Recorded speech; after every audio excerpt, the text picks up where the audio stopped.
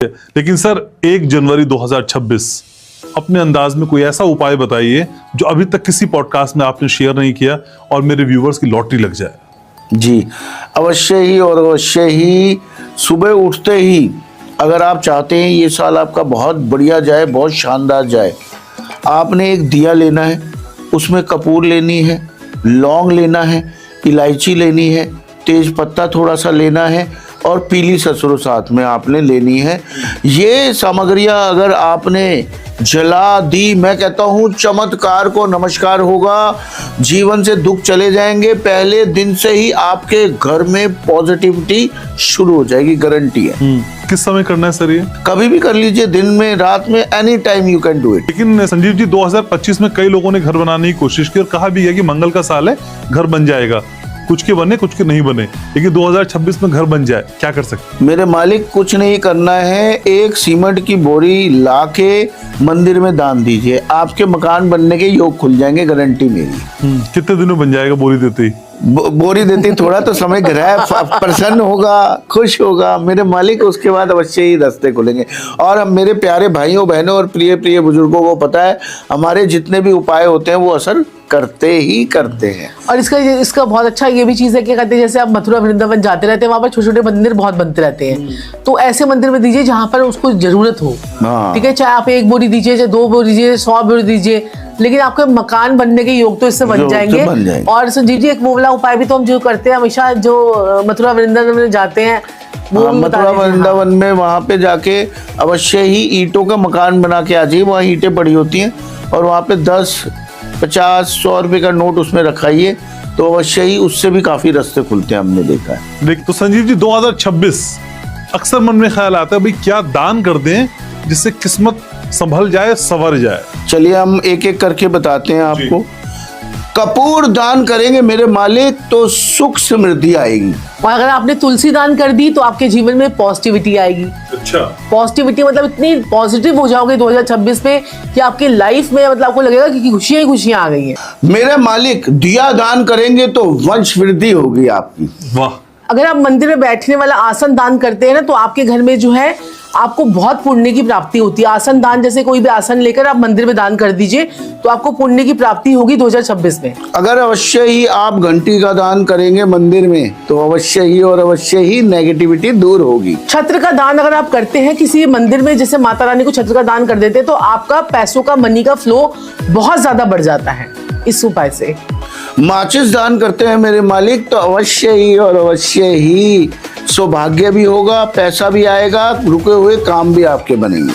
देखिए अगर आप नमक का दान कर देते हैं 2026 में, तो जितने भी लोग कर्जों से मुक्ति पाना चाहते हैं, तो कर्जों से मुक्ति का तो बहुत ही जबरदस्त ये उपाय है। कर्ज मुक्ति के लिए नमक का दान करें 2026 में।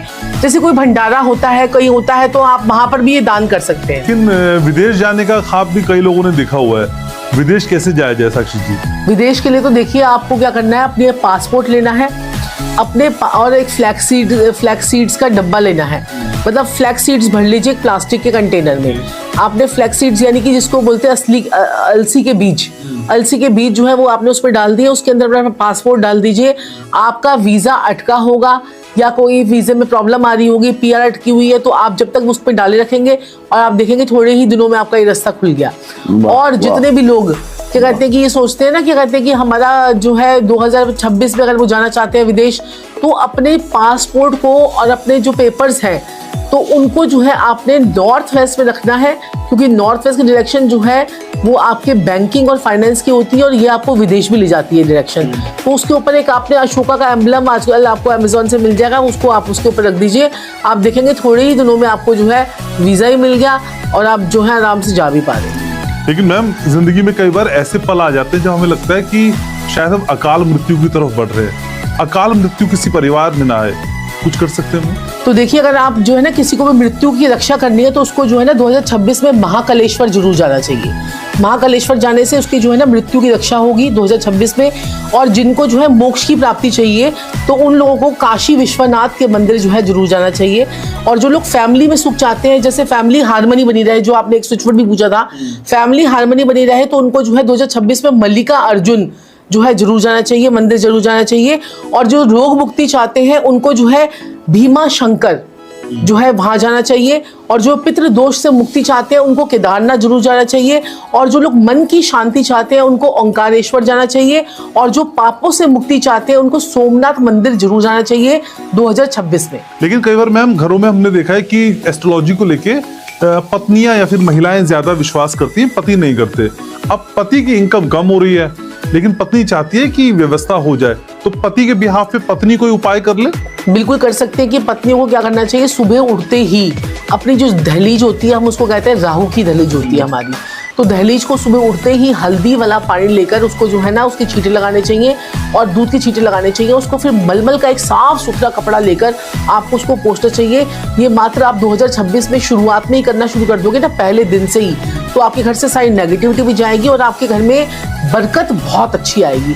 और एक काम हम क्या कर सकते हैं, अपने घर के मेन डोर पर एक तांबे का टुकड़ा, चकोर स्क्वायर पीस, एक चांदी का और एक पीतल का, ये तीनों टुकड़े जो है आपने जो है अपने घर के मेन डोर पे लगा लेते हैं तो उस घर में कभी भी दरिद्रता नहीं आती और उस घर में पैसा बहुत आता है। एक तांबे का चकोर टुकड़ा, एक चांदी का और एक जो है पीतल का, ये 3 टुकड़े आप लगा लीजिए। स्क्वायर पीस होने चाहिए, गोल नहीं लगाने आप। चाहे घर अपना हो चाहे किराए का हो। किराए का हो, जब किराए का मकान होगा तभी तो आप जो है किराए के मकान में उपाय करोगे, तभी तो आप अपने घर में करोगे जाके, है ना। जब लोग इस बात से लोग बड़े परेशान होते हैं, वो कहते हैं अब तो हमारा तो किराए का मकान, हम तो वास्तु ठीक नहीं करेंगे।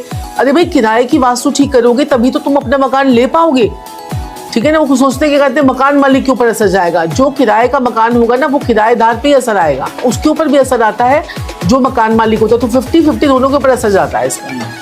लेकिन सर आईटी सेक्शन में हमने देखा कि रिसेशन आ गया और आईटी सेक्टर में कई नौकरियां चली गई और अभी भी कहा जा रहा है कि 2026 में ये जो खतरा है नौकरी जाने का बना रहेगा। बहुत छटनी हुई है सर, बहुत लोग बेरोजगार हो गए। बेरोजगार होने से कैसे बचे, खासकर आईटी सेक्टर में? ऐसा उपाय बताने जा रहा हूँ मेरे मालिक।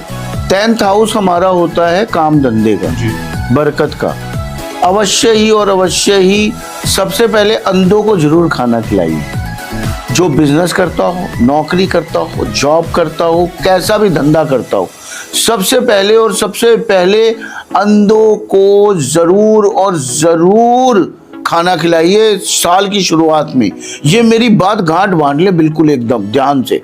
और दूसरा ऐसा प्यारा उपाय बताने जा रहा हूँ, आपने सरकारी जमीन में जाके 10 दिन, सौंफ होती ना खाने वाली सौंफ, जिसका बिजनेस ना चल रहा हो, नौकरी ना लग रही हो, काम धंधे में परेशानी आ रही हो, जॉब ही ना लग रही हो बेचारे की, या ऑफिस में परेशान चल रहा हो, तरक्की ना हो रही हो, लोग परेशान कर रहे हो, 10 दिन जाके सौंफ सरकारी जमीन में जाके डाल आइए। बस मैं कह रहा हूँ एक मुट्ठी सौंफ भी डाल सकते हैं। बिल्कुल बिल्कुल, एक मुट्ठी सौंफ जाके डालिए। मैं कह रहा हूँ आपकी नौकरी भी बच जाएगी, आपकी नौकरी लग भी जाएगी। अगर बिजनेस रुका पड़ा, बिजनेस चलने लग जाएगा।